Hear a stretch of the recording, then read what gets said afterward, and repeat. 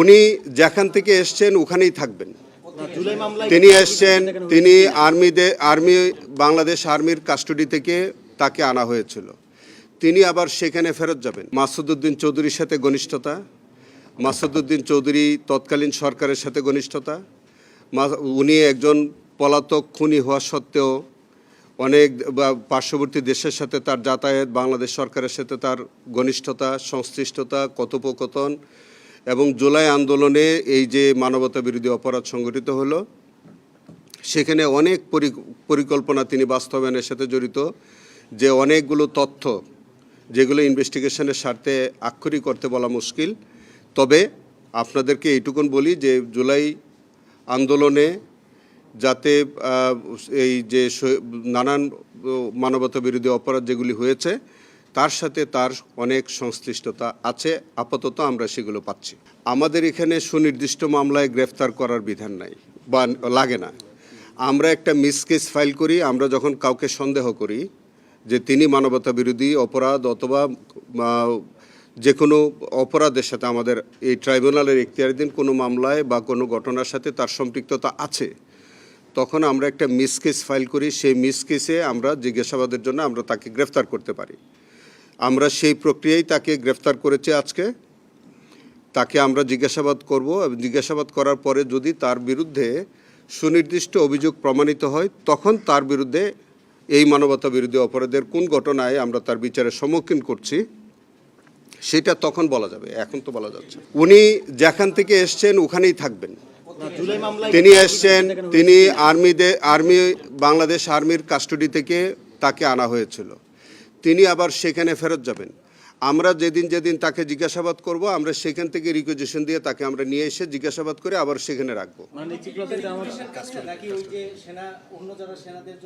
সেইটা তাদের ওই কাস্টডির টোটাল বিবরণটা আমার পক্ষে দেওয়া সম্ভব না। তবে আমরা বা অ্যাডজুটেন্ট জেনারেলের কে আমরা লিখেছিলাম, তার অফিস থেকেই তাকে হাজির করা হয়েছে, তার অফিসে আবার তাকে ফেরত দেওয়া হয়। তিনি একজন পলাতক খুনি, সাবেক রাষ্ট্রপতি হত্যাকাণ্ডের সাথে জড়িত।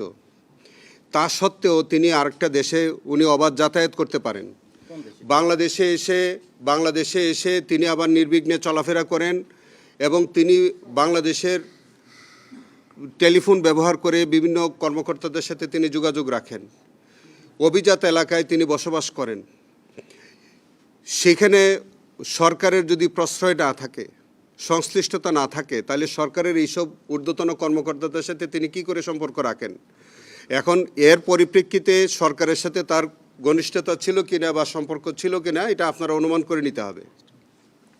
আমরা মনে করি, আমাদের সন্দেহ হচ্ছে যে তৎকালীন সরকারের সাথে তার সংশ্লিষ্টতা ছিল এবং তার সংশ্লিষ্টতার মধ্য দিয়েই মানবতা বিরোধী অপরাধেও তিনি অংশগ্রহণ করেছেন এবং মাসুদ উদ্দিন চৌধুরীর মতো এরকম যে দুষ্কৃতিকারীদের সাথে তার একটা সুসম্পর্ক বজায় রেখেছেন। এক সেকেন্ডলি হচ্ছে আপনি যেটা বলছেন যে সেখানে আমাদের মিলিটারি লতে কোর্ট মার্শালতে যে বিচারটা হবে সেই বিচারের সাথে আমাদের কিন্তু কোনো সম্পর্ক নাই, কোনো কনফ্লিক্টও নাই।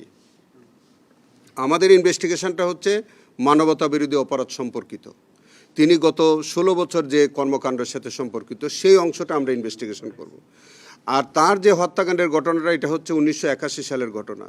সেটার জন্যে একমাত্র এখতিয়ার হচ্ছে বাংলাদেশ সেনাবাহিনীর। তারা কোর্ট মার্শালের মাধ্যমে সেই বিচারটা করবেন। সেই বিচার আলাদা, সেই বিচারের কার্যক্রম আলাদা, আমাদের বিচারের কার্যক্রম আলাদা। শুধুমাত্র একটা জায়গায় যে তিনি সেনাবাহিনীর তত্ত্বাবধানে সেনাবাহিনীর কাস্টডিতে তিনি থাকবেন। আমাদের যখন প্রয়োজন হবে আমরা শুধু ওখান থেকে এনে জিজ্ঞাসাবাদের স্বার্থে শুধু আমরা ওখান থেকে এনে জিজ্ঞাসাবাদ করব।